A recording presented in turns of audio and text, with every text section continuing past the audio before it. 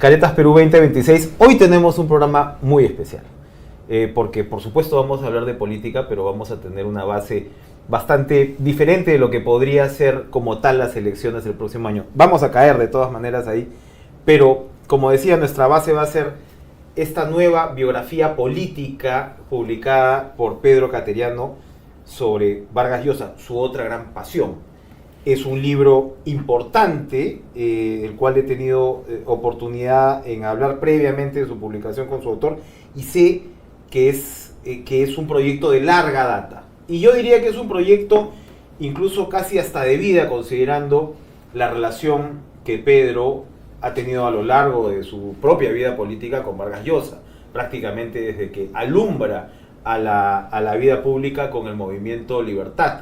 Así que es un testigo privilegiado, un amigo, pero una persona muy cercana a la que finalmente puede procesar este trabajo en vida de su objeto de estudio, lo cual lo hace doblemente interesante. Pedro, gracias por estar con nosotros. ¿Qué tal, Enrique? Encantado de estar. Felicitaciones por finalmente el parto de esta Muchas gracias. de este importante libro, que entre otras, yo te comentaba, tiene la virtud de plantearnos esta evolución ideológica de Vargas Llosa. Muchas veces a Vargas Llosa como personaje absolutamente público y tan importante que es y tan destacado, con sus, por supuesto, admiradores y sus detractores, también se le suele poner como en esta especie de péndulo, ¿no? De cómo saltó del socialismo al liberalismo más extremo y es algunas veces objeto de escarnio por eso. Y acá en realidad, para empezar, lo que trazas es una evolución que se entiende muy bien, ¿no? Y que va por un lado por el tema político, pero también va por el lado de la base personal de él, de la infancia, que te decía, es un aporte importante. ¿Cómo estructuraste esa línea? Porque una persona es lo que es a partir de su formación, de su infancia, de su juventud, y también, por supuesto, está luego todo el devenir como tal histórico. ¿Cuál fue el punto de partida de esto? El punto de partida fue tratar de escribir un texto inicialmente sobre él. Hice una publicación en un libro que publicó la Universidad Peruana de Ciencias Aplicadas, que se titulaba 20 peruanos del siglo XX, que fue la primera aproximación. Después quise que mi tesis doctoral sea sobre la campaña presidencial de Vargas Llosa. No pude sustentar mi tesis electoral, ese fue un trabajo académico que realicé. Y posteriormente, ya cuando él ha retornado al Perú, tuve la oportunidad de iniciar una serie de caminatas disciplinadamente martes, jueves y sábado. Y un día mi hermano Pablo me sugirió, pero ¿por qué no aprovechas estas caminatas, ahí esta está. media hora, 40 minutos que tienes para caminar, para dialogar y intentar finalizar el libro? Entonces le hice caso y bueno, después de mucha tensión y trabajo, porque con la disciplina vargasllosiana, esas caminatas semanales prácticamente se convirtieron en exámenes de grado que tenía que dar yo semanalmente ante Mario, ¿no? Y creo que luego, para finalizar, me recomendaron ir al archivo de Mario Vargas Llosa, que está en la Universidad de Princeton, para revisar pues toda su correspondencia, cuadernos de trabajo. Que hay una buena sección, además, no solamente lo citas, sino que tienes las cartas más destacadas, ¿no? Por ejemplo, cartas muy reveladoras de su relación con José María Arguedas, con García Márquez, con Octavio Paz. Durante años, por ejemplo, se ha tratado de caricaturizar o de criticar la relación de Mario con Arguedas. Pero ahí uno consta, leyendo detenidamente, sin pasión alguna, que Arguedas no solo le tenía admiración, sino agradecimiento a Mario, ¿no? Y bueno, Mario es en realidad el que lanza internacionalmente a Arguedas, ¿no? Y bueno, luego de esa verificación de datos, constatación, también pude apreciar cómo la riqueza, la abundancia de material para trabajar y escribir sobre Vargas Llosa. Pero yo quise centrarme solo en el aspecto político. ¿Acaso, modestamente, ese sea el principal aporte de la biografía sobre Mario, ¿no? Y es el aspecto político que tratas, pero hay este tema que uno nota desde el principio prácticamente del libro, que como incluso la etapa socialista, ¿no?, o más de izquierda de Vargas Llosa está marcada siempre por esta defensa de la libertad, lo cual suena en principio contradictorio. Cuando uno lo ve ya en su contexto histórico lo entiende mejor. Pero haces este ejercicio que me parece bien interesante de cómo la infancia de él, la infancia y la primera juventud lo marca mucho, el hecho de la relación tan compleja con el padre que al principio no existía y luego se convierte en esta figura de autoridad rechazada en realidad por Vargas Llosa, el tema de la formación en el colegio militar. Y hay un escarceo, hay un intento de un abuso, ¿no?, por parte de un religioso. Y que en tu conclusión estos hechos determinan esta suerte de naturaleza, no sé si llamarla contestataria, pero libertaria de Vargas Llosa, que incluso lo lleva luego a, de alguna manera, filtrar lo que son sus formaciones y sus opiniones políticas. Y además el contexto importante de su acercamiento a los libros, a la lectura, ¿no? Claro. Lo más importante de su vida, ¿no? Exactamente, que reiteradamente lo ha repetido, ¿no?, que lo más importante de su vida fue aprender a leer, ¿no? Y es a través de la lectura que él va construyendo ese criterio independiente, esa creencia que se va fortaleciendo, ¿no es cierto? Va generando en él también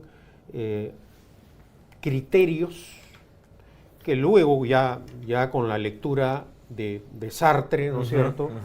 Él, su pensamiento guía se adhiere a eso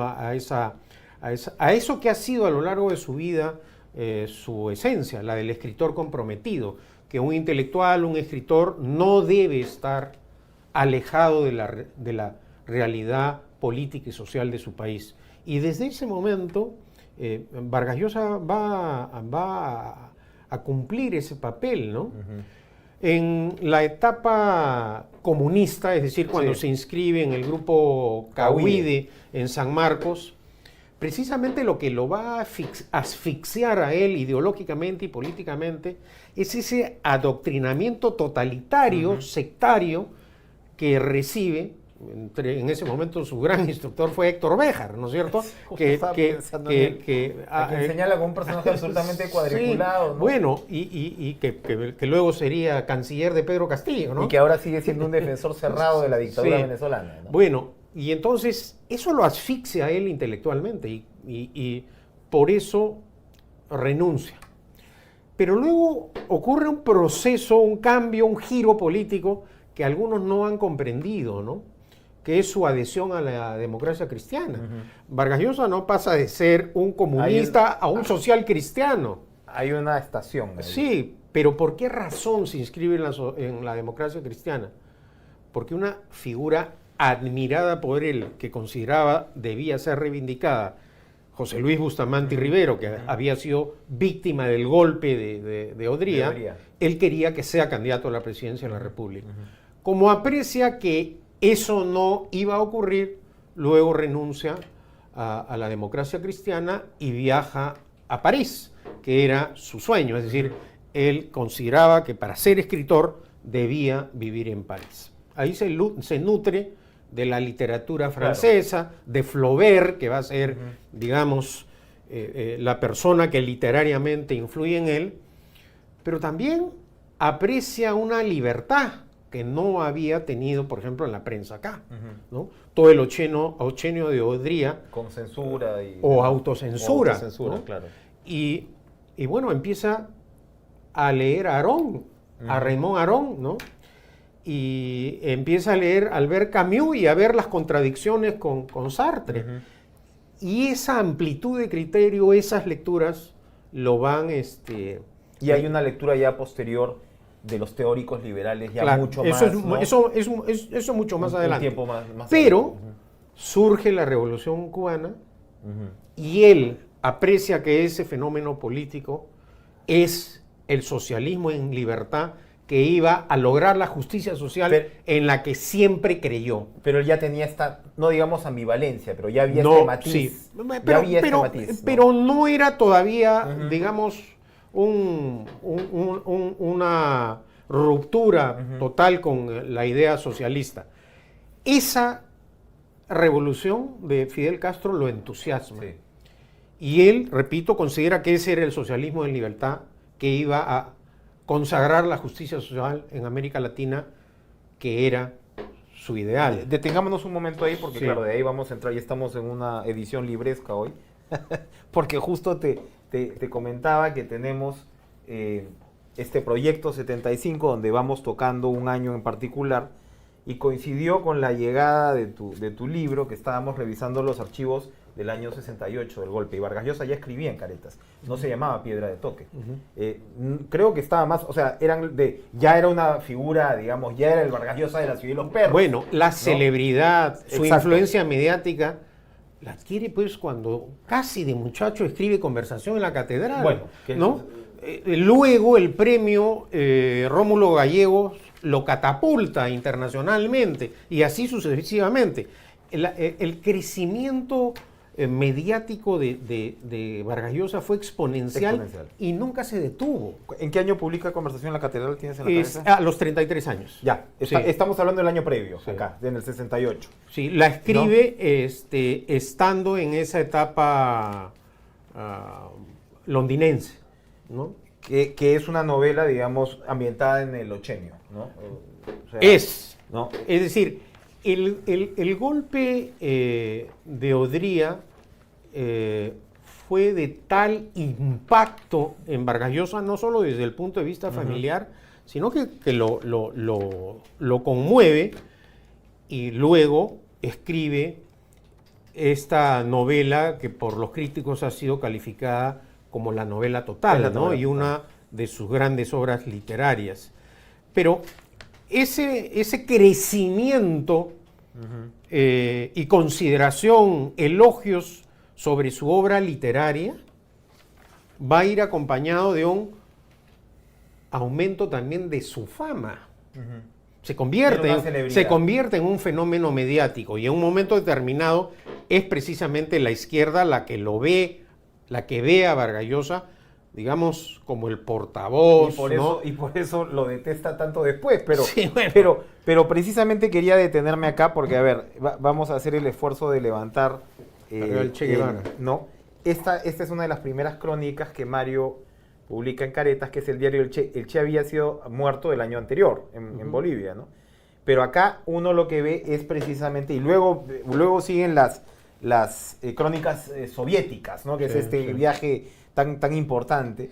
Pero entonces, en realidad... Tan importante para desilusionarse También, también. de la dictadura soviética. También, ¿no? pero le Sí. iba costando en las crónicas, ¿no? Tú ya veías esos matices, pero este- la admiración en ese momento por el Che es completa, ¿no? Es completa, ¿no?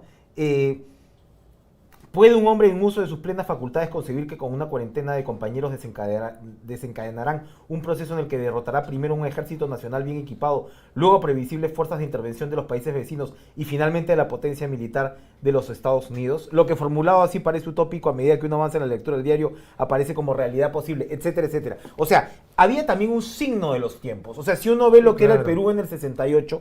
Y parte de todo el proceso histórico con Belaúnde, cómo el golpe de Belaúnde se da, entre otras, porque Belaúnde, siendo moderado dentro de lo que existía en ese momento, trata de introducir una reforma agraria que es bloqueada por el odriismo y por el aprismo, y bueno, aparece este nacionalismo militar, etcétera, ¿no? Había un signo de los tiempos ahí, claro. El Perú, por ejemplo, era un país pues sumamente complejo. No es que no lo sea ahora, pero era sumamente complejo. La cuestión agraria era realmente medular. Y la cuestión agraria siempre fue algo que preocupó, que interesó a Vargas Llosa. Por esa razón, hay un capítulo en el libro que se titula Compromiso con el Perú, en las elecciones del 56. Ve en Belaúnde con su propuesta de reforma agraria. Bueno, en ese entonces la derecha más reaccionaria calificaba a Belaúnde comunista, ¿no? Entonces uno puede decir, no había dificultad para que adhiriera a los postulados, pero él creía en la reforma agraria. Es más, Vargas Llosa apoya inicialmente la reforma agraria que impulsa Velasco. Sí. Él tiene un diálogo con Velasco. Pero Vargas Llosa rompe con Velasco cuando éste asalta los medios de comunicación, confisca la prensa, persigue, por ejemplo, a Enrique Sileri. Por ¿no supuesto, cierto? lo tenemos por ahí preso Enrique. Sí. Entonces ya... Y fue rapidito, ¿ah? Sí, ¿no? ahí viene un rompimiento ya con la Ya había dictadura. roto con el régimen cubano, Ya el había- caso Padilla sí. es ahí nomás también. A ver, son varios hechos, ¿no? Digamos, primero observó estas UMAPs o campos de concentración que estableció Fidel Castro, donde, por ejemplo, encerraba a los homosexuales. Luego viene la invasión soviética a Checoslovaquia. Vargas Llosa sí creía en la opción de Dubček en Checoslovaquia Sí, y creía sí. que ese Se acercaba más a ese socialismo en libertad humano, ¿no? que él buscaba. pensaba. Y es la primera vez que un intelectual de izquierda refuta públicamente o critica públicamente a Fidel Castro, que sale a apoyar la invasión. Luego hay otros hechos. Su viaje a Rusia, ¿no? Mejor dicho, en ese entonces a la Unión Soviética, que lo decepciona, que ve pues una realidad social de abandono, totalmente, digamos, de desprecio a la dignidad humana. Ahí empieza sus primeros problemas con pagos de regalías. Exacto, que no, Decían, oiga, te si pagamos, le pero pagamos, todo pues lo te lo dejas gastas acá. Al único que se le permitía sacar sus regalías era a Neruda. Bueno, después ocurren otros hechos, ¿no es cierto? Cuando gana el premio Rómulo Gallegos, le dicen, oye, te damos el premio Claro. Haz como que se lo das, se lo a donas la Revolución Cubana y nosotros y después te por lo debajo devolvemos. ¿no?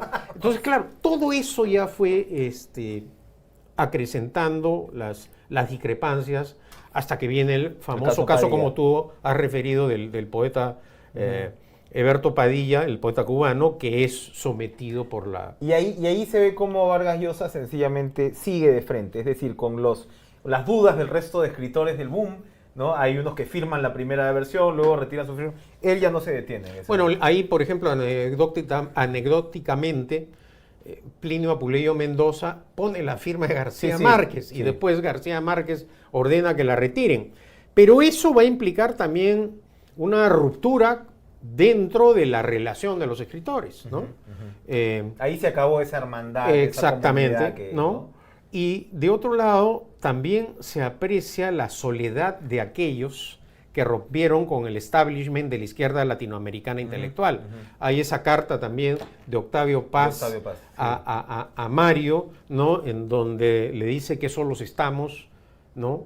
Hay una referencia literaria que dejo como curiosidad, ¿no? Ya por ahí está Edwards también, ¿no? Claro, pero Edwards posteriormente, es decir, Edwards, cuando publica Persona non grata, recibe... Él había sido embajador en Claro, recibe el elogio de embajadores muchos años después. Ya. Él fue, digamos, la persona que literariamente describe, ¿no es cierto?, la caótica situación de Cuba.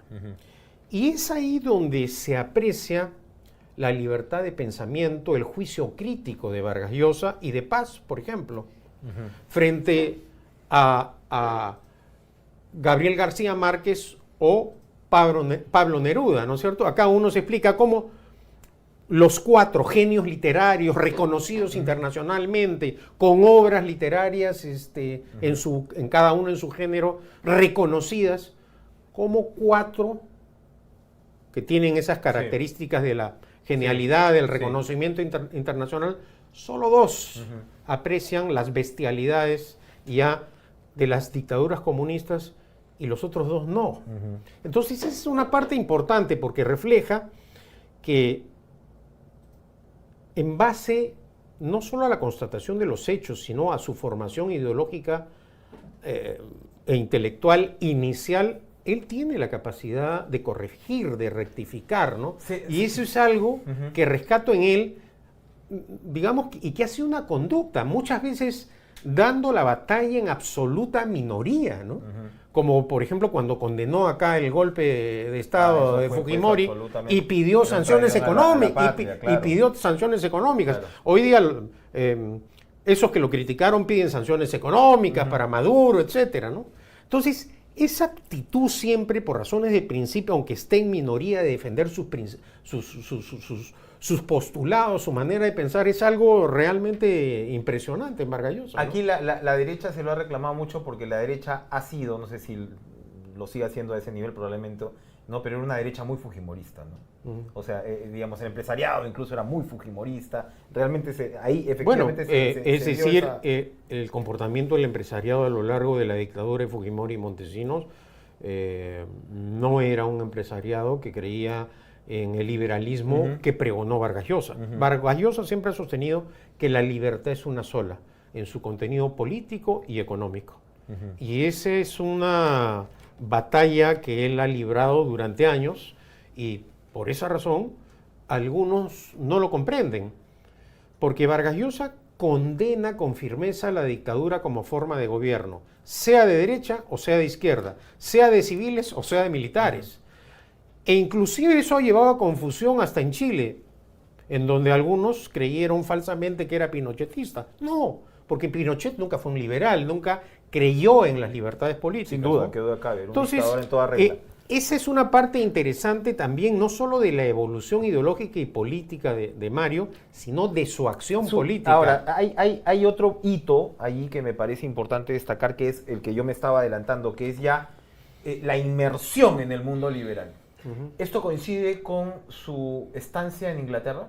Exactamente. Porque es el momento Thatcher, que es, digamos, el momento rutilante del exactamente. Por ese lado. Él, viviendo en Londres, tiene la oportunidad de constatar la gran revolución liberal que impulsó Margaret Thatcher y cómo se pudo, con el impulso de esas ideas que fomentaban la libertad económica, el libre comercio, la economía de mercado, trajo progreso económico, se apreció un capitalismo popular, es decir, que la economía de mercado no solo hiciera ricos a unos, sino que generara una riqueza difundida.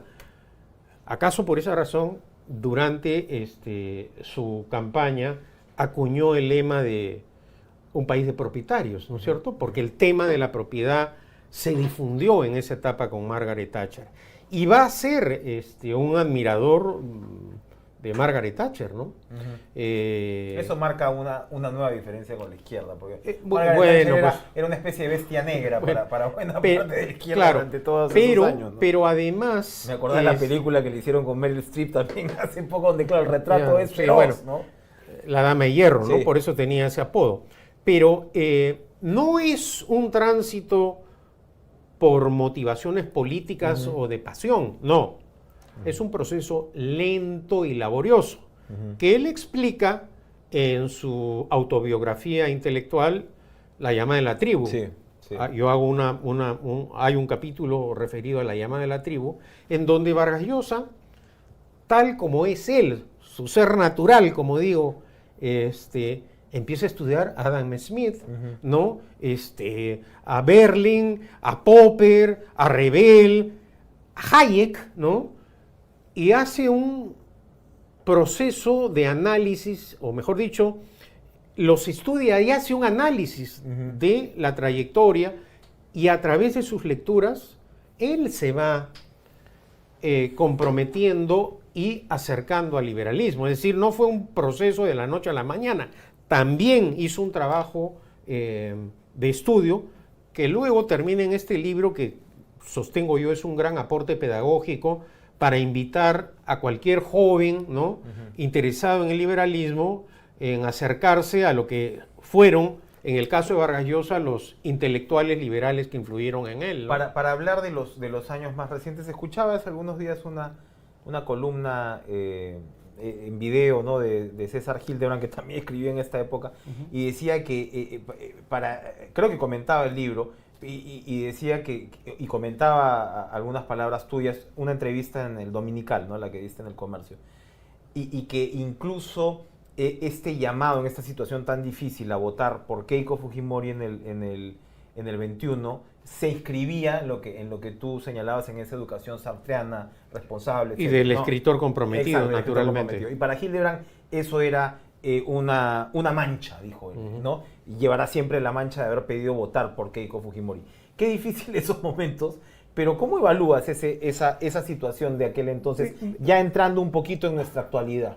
Bueno, no ha sido el único sapo que se ha tragado Mario. Pedir el voto por Alan García no creo que haya sido fácil para él, y lo relato también en el libro. Él pidió el voto por Alan García y dijo, votemos por Alan García tapándonos la nariz.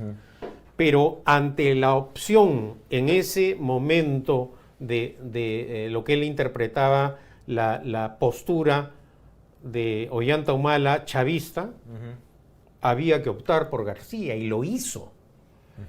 Y luego... Tú también lo hiciste, seguro en ese momento. Es la única vez que que he discrepado con Mario. ¿Votaste por el primer Humala? No, Vicié mi voto Viciaste en esa tu voto. elección. Por García no ibas a votar. No, Bueno, tampoco. no quiero usar el término de ese gran pensador nacional, pero no. Ajá. Pero a lo que yo me refería es que ese no debe haber sido un momento fácil para Mario. No son, efectivamente. ¿no? Y bueno, ya... Y Fujimori y Castillo, qué bravo, ¿no? Bueno, qué bravo también. La hija del dictador que lo había perseguido, que había organizado campañas de demolición contra él, ¿no? Pero él percibió en Pedro Castillo una amenaza para establecer el chambismo en el Perú. Pero no solo por Castillo, por su condición sino por el aparato, por el vientre de alquiler que lo estaba llevando al poder. O sea, hay gente que le molesta que uno recuerde que su plataforma era la de un partido comunista. Un partido marxista, leninista, comunista, mariateísta, que además públicamente, a lo largo de estos años, Vladimir Cerrón, hoy su jefe prófugo, elogiaba a la Revolución Cubana. Y en ese contexto planteó iniciativas golpistas, desaparecer el Tribunal Constitucional, la Defensoría del Pueblo y sobre todo modificar la Constitución al margen del procedimiento. Es decir, era un planteamiento golpista. Ahora, lo que a mí realmente me causa gracia es a veces esa postura radical de cierta izquierda en donde ellos se olvidan que pusieron en el poder a Fujimori y a Castillo. ¿Quiénes son los grandes responsables de haber llevado al Fujimorismo y a Castillo al poder? La izquierda.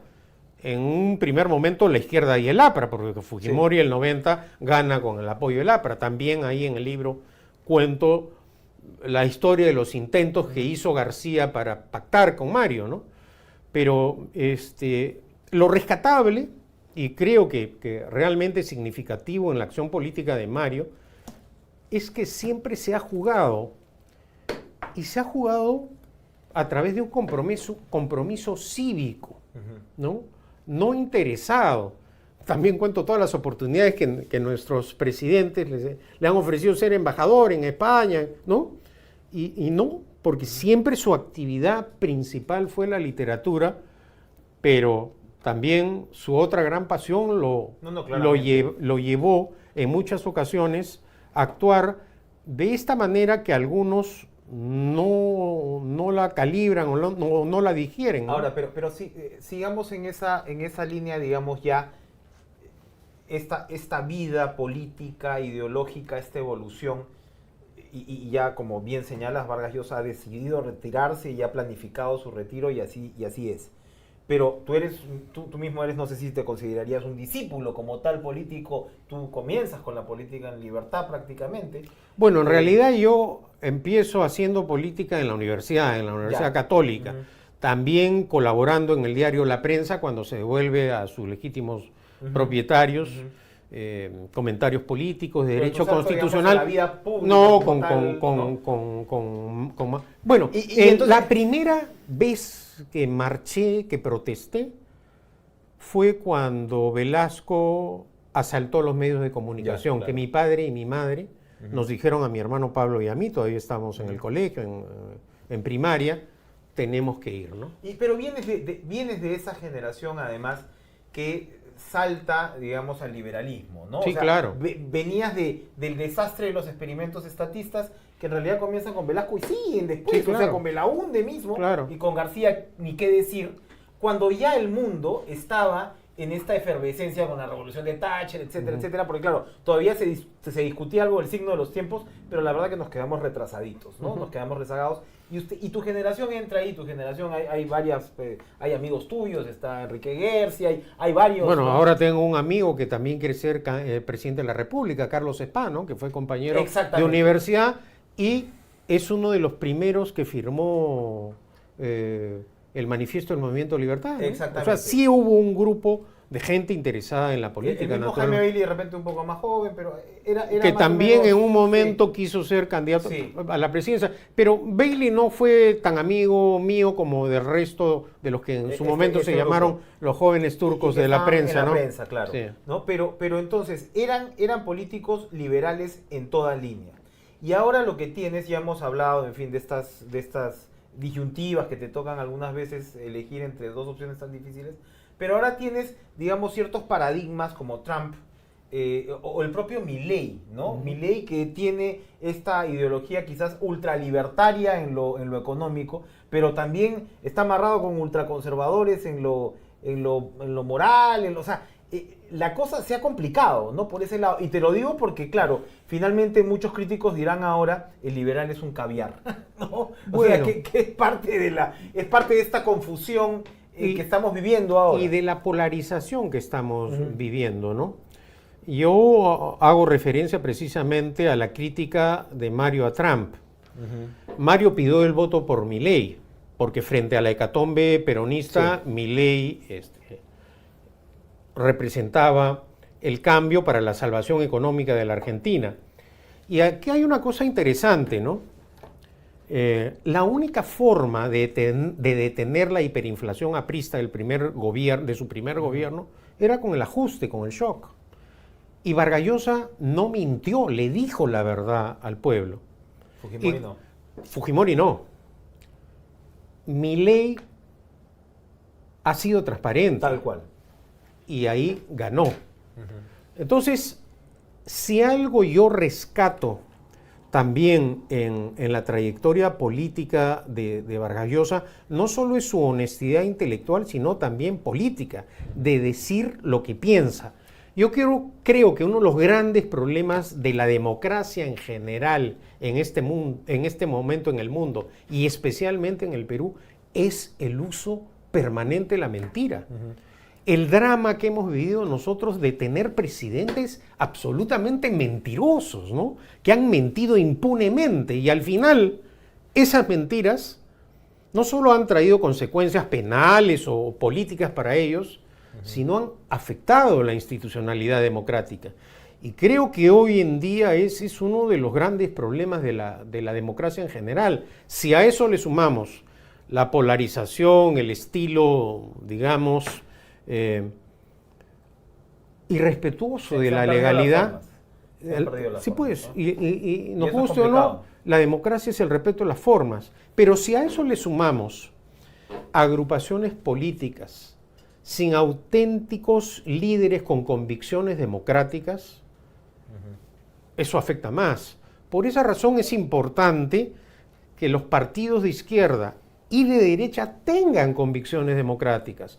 Vargas Llosa no tiene ningún inconveniente en destacar, por ejemplo, a Felipe González en España, social, claro, porque no es un enemigo de la libertad económica, ni tampoco a Ricardo Lagos en Chile, porque son necesarias agrupaciones democráticas de izquierda y de derecha, porque la democracia es alternancia en el ejercicio del poder, y que un país corra el riesgo de elegir partidos sin criterios democráticos, al final termina afectando la estabilidad política y democrática del país. Quizás ¿no? el último acto político de Vargas Llosa fue firmar, adherirse a Libertad Popular. Exactamente. Es el partido que tú eres dirigente. ¿Cuál es tu cargo exactamente? Yo soy secretario del Plan de Gobierno. Secretario del Plan de Gobierno y donde tienen como precandidato presidencial a Rafael Belaúnde. Exactamente. Ese fue ¿Cómo se inscribe eso? A ver, yo creo que es un acto simbólico de Mario. ha sido su último acto político de carácter público. Para nosotros, naturalmente, es un honor, representa además un reto que él haya apoyado esta causa de la libertad que estamos impulsando y nos obliga a trabajar con seriedad. Creo que de alguna manera esa defensa permanente de la libertad que él ha hecho también como ciudadano del mundo, no solo en el Perú, es decir, Vargas Llosa ha combatido la dictadura nicaragüense, la panameña, la venezolana, en plena dictadura de Venezuela incluso viajó a Caracas, Chávez lo retó a un debate, Vargas Llosa le aceptó el debate y después Hugo Chávez se corrió. Y es lo que mencionaba anteriormente, no solamente ha sido un hombre de palabra, ha sido un hombre de acción.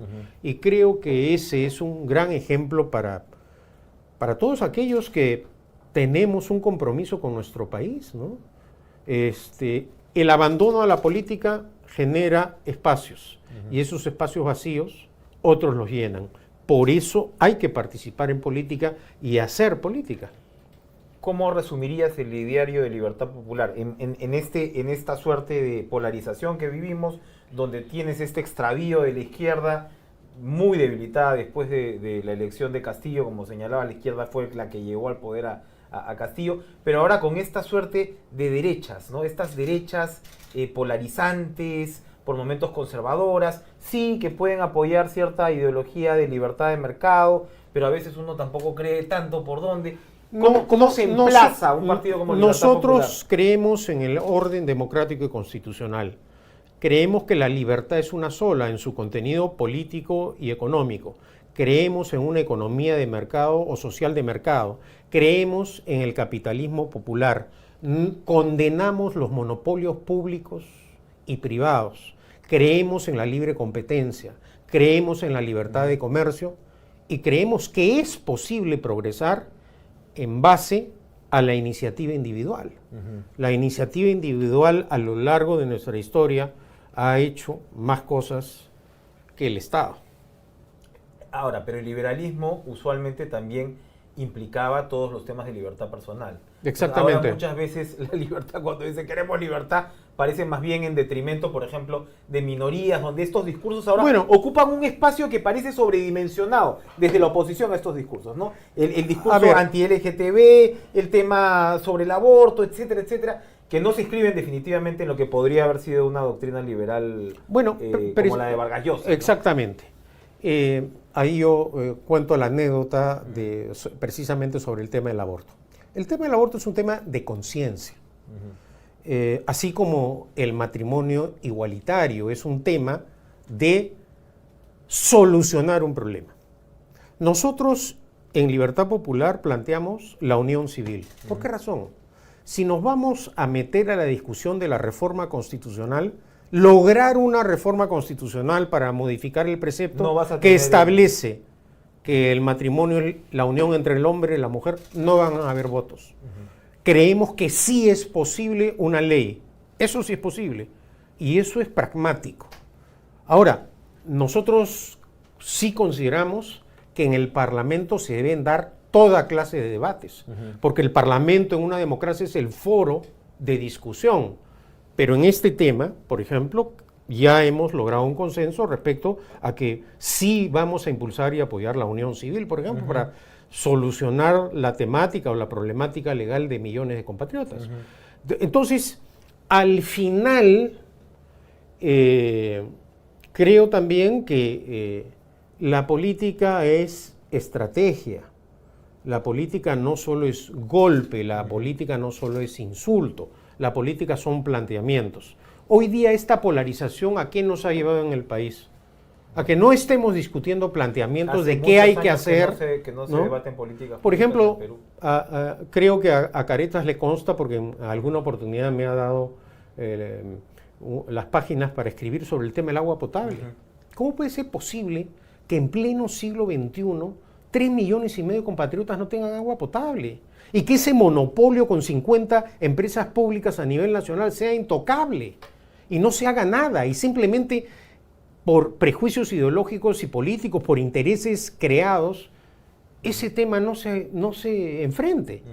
ese es un asunto que personalmente quiero que se incluya en la campaña electoral. El tema de cómo vamos a solucionar la falta de agua potable para 3,5 millones de personas.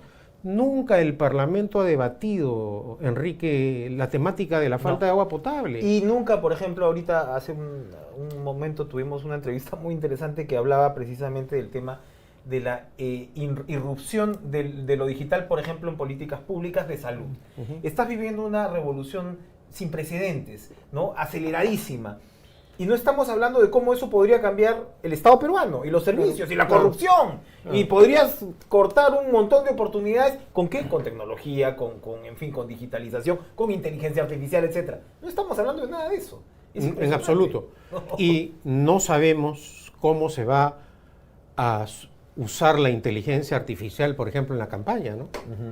En un país en donde estamos acostumbrados a las manipulaciones de audio, de videos, los deepfakes que quieras. Vamos a ver, ya hay países en donde, por ejemplo, en España, yo he estado últimamente viendo cómo usan la inteligencia artificial en términos sarcásticos, pero también se puede usar la inteligencia artificial para hacer daño, para demoler, para atacar al adversario o enemigo, ¿no? Un par más.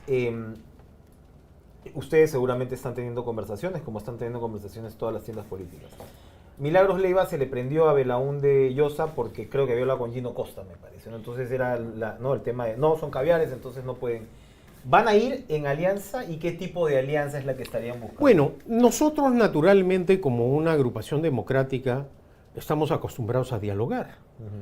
Y los diálogos no implican compromisos políticos o acuerdos o pactos. De hecho, sí estamos teniendo ya reuniones con movimientos regionales. Tenemos una alianza ya pactada con el movimiento Agua de Ayacucho, que lidera Pavel Bellido, precisamente porque el tema del agua es algo fundamental en el programa de gobierno de Libertad Popular. Y hemos logrado un entendimiento programático con Pavel Bellido en Ayacucho. Queremos sumar esfuerzos también, pero tienen que haber consensos mínimos y programáticos. No se trata de formular o pactar alianzas solo de carácter electoral, porque después, una vez en la eventualidad que uno gane, ¿cómo ejecutas ese programa si no fue acordado, si no fue pactado, si no se eligen diputados o senadores que tienen la misma forma de pensar? ¿Una experiencia como la del Fredemo no te disuade? Bueno, lo que lo deseable sin duda es que tengamos alianzas y que vayamos más o menos orientando el voto, pero no sé si en el Perú... No quiero adelantar algunas de las conclusiones del libro, pero menciono el tema del Fredemo en el libro, ¿no? A veces hay sumas que restan, ¿no es cierto? Entonces... estás hablando precisamente de la naturaleza sí, bueno, que están buscando una alianza. Claro, entonces por esa razón creo que sí hay que hacer los esfuerzos, pero hay sumas que restan y en algunos casos hay malas compañías que liquidan, ¿no? Bien, muchas gracias, Pedro, gracias por estar Enrique. con nosotros. Recomiendo la lectura de Vargas Llosa, su otra gran pasión, la biografía política que acaba de ser editada por Planeta. Y nada, es como creo que hemos intentado hacer esta conversación, es un libro que te lleva al pasado, pero te trae, por supuesto, al presente. Comprender nuestro contexto histórico, político, es fundamental para comprender no solo el presente, sino nuestro futuro. Esto es muy vigente, en realidad, ¿no? Es mucho más vigente de lo que uno cree, a pesar de todas las décadas transcurridas. Gracias. Gracias, Enrique. Pedro Cateriano, nosotros continuamos en Caretas Perú 2026.